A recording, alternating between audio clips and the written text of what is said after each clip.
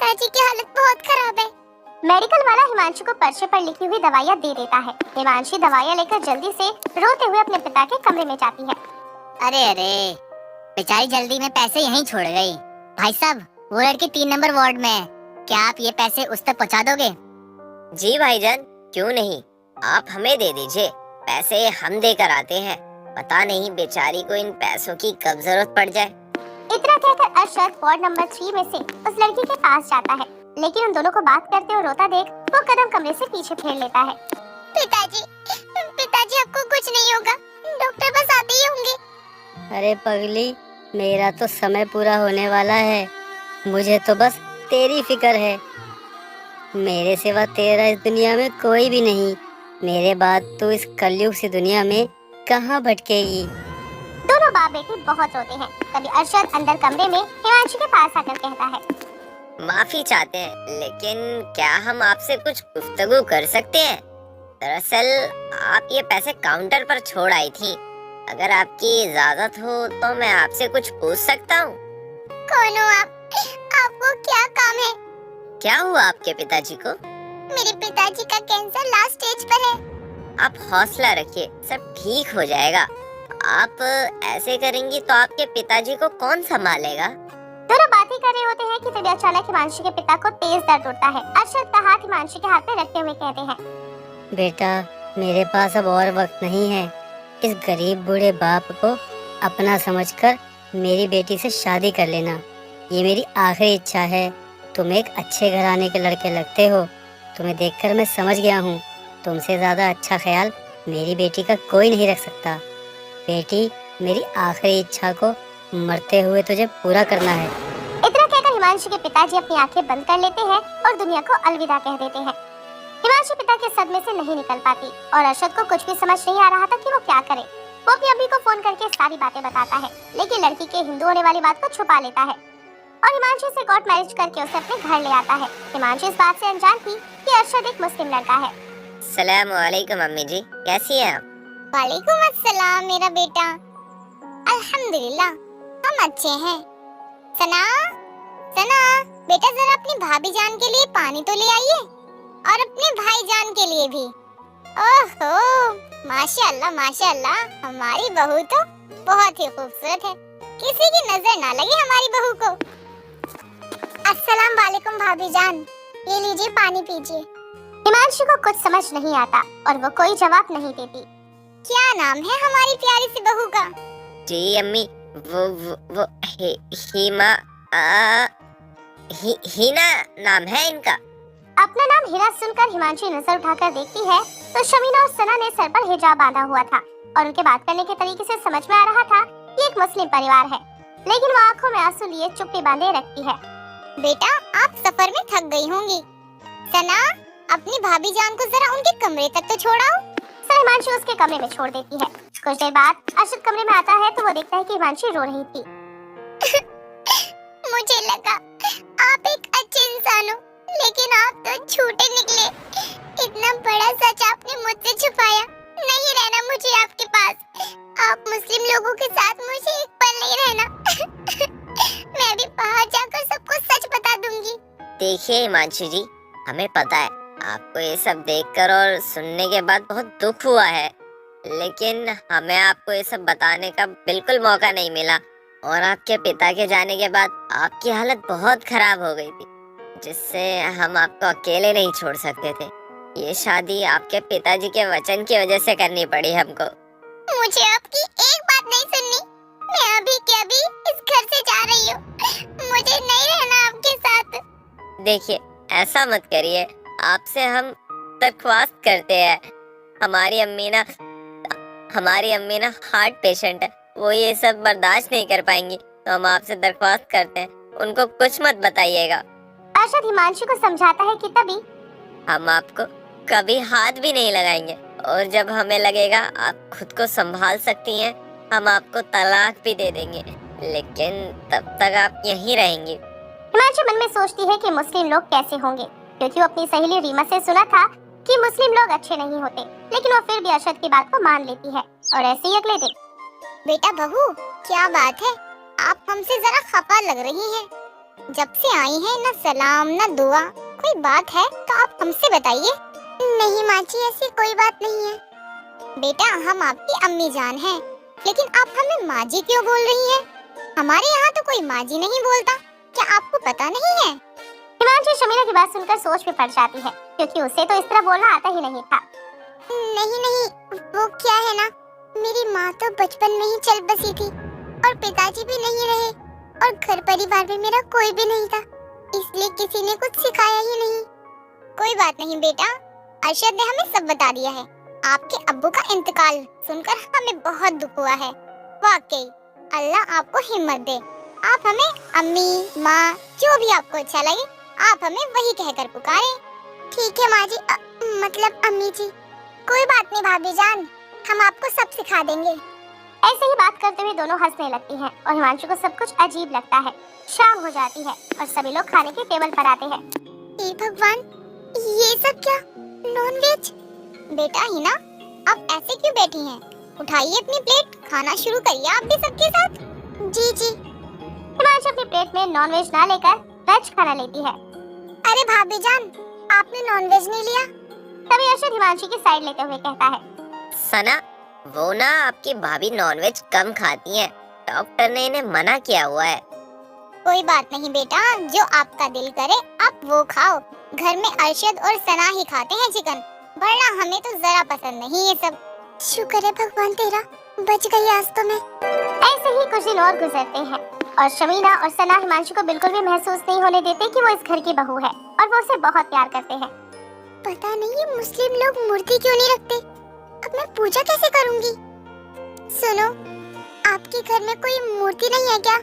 वो मुझे पूजा करनी थी, तो मैं सोच रही हूँ कि मैं पूजा कैसे करूंगी। जी हाँ, हमारे यहाँ कोई मूर्ति नहीं होती है, हम खुदा की इबादत करते हैं, यानी नमाज पढ़ते हैं, कुरान शरीफ पढ़ते हैं। अच्छा, लेकिन मैं तो मूर्ति या फिर भगवान की तस्वीर देखकर ही पूजा करती हूँ। हीना जी, ओ सॉरी, मतलब हिमांशी जी, हम आपको कल बाजार से भगवान की तस्वीर ला कर दे देंगे, आप उसे अलमारी में छुपा के रख देना। मुझे तो लगा ये भगवान की तस्वीर घर में लाने से मना कर देंगे, लेकिन ये तो मान गए। क्या सोच रही हो आप? अरे नहीं, कुछ भी नहीं। क्या आप मुझे सलाम करना सिखा सकते हो? सच में आप सीखना चाहती हो? जी हाँ, मैं सीखना चाहती हूँ। अरशद उसे सलाम करना और थोड़ी बहुत उर्दू के अल्फाज बोलना सिखा देता है।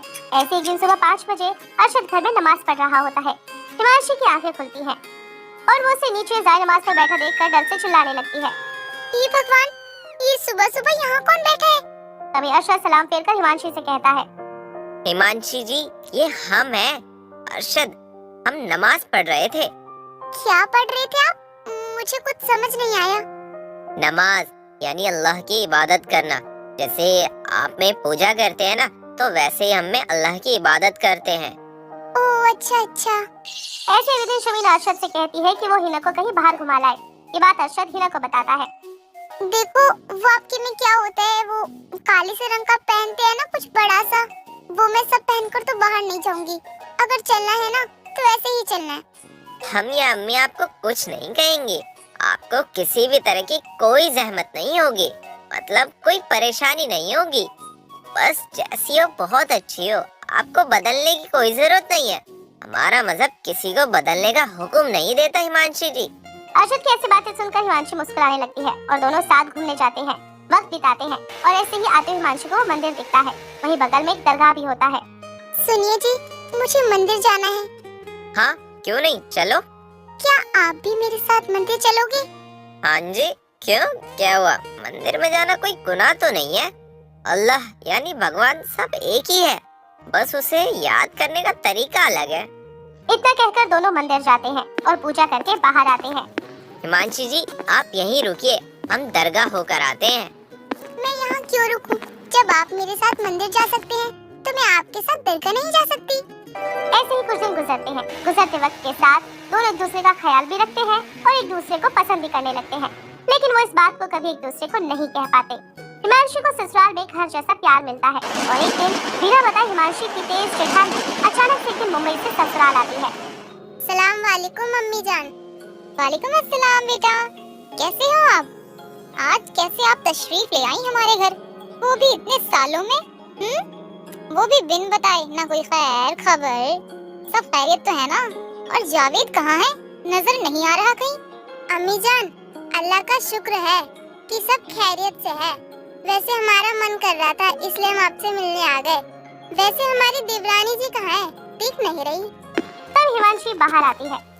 हीना बेटा, ये आपकी जेठानी है जिनका जिक्र मैंने आपसे एक बार किया था, वही। जी अम्मी, याद है मुझे। अस्सलाम वालेकुम भाभी जी। वालेकुम अस्सलाम।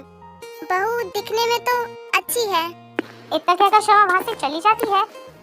ऐसे ही दिन सुबह किचन में हिमांशी खाना बना रही होती है, तभी वहाँ पर शमा आ जाती है। सुनो ही ना, आप खाने में चिकन और एग भी बना लेना। भाभी जान, मुझे ये सब बनाना नहीं आता। मोहतरमा, कुछ आता भी है आपको बनाने? हिमांशी का रहन सहन और खाना पीना देखकर, कुरान ना पढ़ना, हिजाब ना बंधा देखकर शमा सब कुछ नोटिस करती है। अम्मी जान, पता नहीं क्यों पर हीना को देख के ना लगता नहीं है कि वो मुसलमान है। ना तो उसे चिकन बनाने आता है और ना ही वो ये सब खाती है। और जब से हम यहाँ पे आए ना, हमने उन्हें देखा है, ना तो वो कभी नमाज पढ़ती, ना ही कुरान पढ़ती और कभी अल्लाह का नाम भी नहीं लिया।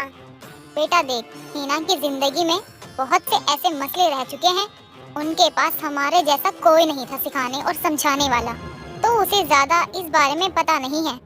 अम्मी जान, उसके अब्बा तो होंगे ना, क्या उन्होंने उसे कुछ नहीं सिखाया? कोई बात नहीं बेटा, सब सीख जाएगी धीरे धीरे। और वैसे भी इंसान के अखलाक मायने रखते हैं। अखलाक अच्छे, उसकी आखिरत अच्छी। हीना हमसे बहुत प्यार करती है और सबका बहुत ख्याल भी रखती है। उसके मन में कभी भी हमें कोई किना गिबत कुछ महसूस नहीं हुआ। वो एक बहुत अच्छी लड़की है। ऐसे एक दिन शमी हिमांशी को अपने साथ मार्केट में कपड़े दिलाने ले जाती है। ये दोनों सास बहू शॉपिंग करके बाहर आती है। तो हिमांशी के चाचा की नजर उस पर पड़ती है। उसे देखकर उसका पीछा करते हुए उसके ससुराल तक आ जाते हैं। ओहो, तो मैडम जी यहाँ रहती है। ए हिमांशी, ए चल निकल, देख तो कौन आया है। तेरा चाचा है, चाचा। कौन है आप भाईजान? और आप यहाँ इस तरह से आकर चिल्ला क्यों रहे हो? क्या बात है आखिर? ए, अपना मुंह बंद रख और हिमांशी को बाहर निकल। कहाँ छुपा के रखा है? भाईजान, ये क्या बदतमीजी है आपकी? आपको जरा लिहाज नहीं है किसी का? आप कैसे बात कर रहे हो? सभी तेज आवाज सुनकर कमरे से बाहर आते हैं। हिमांशी अपने चाचा को देखकर हैरान रह जाती है और साथ में घबरा भी जाती है। ओहो, तो मैडम आ गई। अरे कौन से बिल में घुसी हुई थी? कौन हो आखिर आप? और हमारी बहू से ये आप किस तरह की बात कर रहे हो? आपकी हिम्मत कैसे हुई हमारे घर में दाखिल होने की? बहू? किसकी बहू? कौन सी बहू? अरे दूसरे धर्म की शादी को हम नहीं मानते। और आपको बता दूं, ये मेरे भाई की बेटी है, यानी कि हिंदू है, हिंदू। और आप लोग ठहरे मुसलमान। अरे ये शादी कैसे मान रहे हो आप लोग? हैं? ये सुनकर सभी शौक रह जाते हैं और शमा का मुंह तो खुला का खुला रह जाता है। क्या बेहुदा मजाक है ये? अरे मैं आपसे मजाक क्यों करूँगा? अरे सच तो कह रहा हूँ। अरे जरा पूछिए माता जी अपनी बहू से, अरे कौन है वो? पता ना कौन है तू? हाँ, मैं हिंदू हूँ और मैंने इनसे शादी कर ली है। आप तो मेरा सौदा किसी अमीर आदमी से करने चले थे। आपके जैसे चाचा भगवान किसी को न दे। ये सुनकर अरशद गुस्से में चाचा को धक्का देकर घर से बाहर निकाल देता है और शमीम अरशद को एक जोरदार थप्पड़ मारती है। देखा अम्मी जान, हमने तो आपको पहले ही कहा था, इस लड़की में ना कोई नुस्खा है। अम्मी जान, आप इन्हें मत मारो, इनकी कोई गलती नहीं है। ये सब इन्होंने मेरे पिताजी के वचन की खातिर किया है। मैं जानती हूँ कि मैं हिंदू हूँ। ये पता लगने के बाद आप मुझसे अब प्यार नहीं करोगी। मैं ये घर छोड़कर अभी चली जाऊंगी। मुझे आप सबने बहुत मान सम्मान और इज्जत प्यार दिया, जो आज तक जिंदगी में किसी ने नहीं दिया मुझे। इतना कहकर रोते हुए शमा वहाँ से जा रही होती है कि शमी उसका हाथ पकड़ते हुए कहती है, सही है, हमारे प्यार का ऐसा नतीजा कि आप हमें और इस घर को छोड़कर जा रही हैं। सही है हिना बेटा, सही है। ये थप्पड़ हमने अरशद को इसलिए नहीं मारा कि आपसे शादी की या आप एक हिंदू लड़की हैं, बल्कि जो सच अरशद से हमें सुनना चाहिए था वो कोई और आदमी आकर हमें बता रहा है। हमने हमेशा आपको अपनी बेटी से बढ़कर समझा है और आप हमें छोड़कर जाना चाहती हैं। अम्मी जान, मुझे माफ कर दो। बेटा अरशद, हम क्यों इस समाज की फिक्र करें? क्या ये समाज हमें खाना देने आएगा या हमारे साथ खड़ा रहेगा? नहीं ना, इंसान अच्छा होना चाहिए और हीना से अच्छी बहू तो हमें कहीं नहीं मिल सकती। अरशद, हम कमजोर लोग नहीं हैं बेटा, हम ईमान वाले सच्चे लोग हैं। इस्लाम ये नहीं कहता कि आप किसी की मजबूरी को ना समझो और हमें आप पर पूरा गर्व है कि आपने एक सही फैसला लिया है हीना बेटी से शादी करके।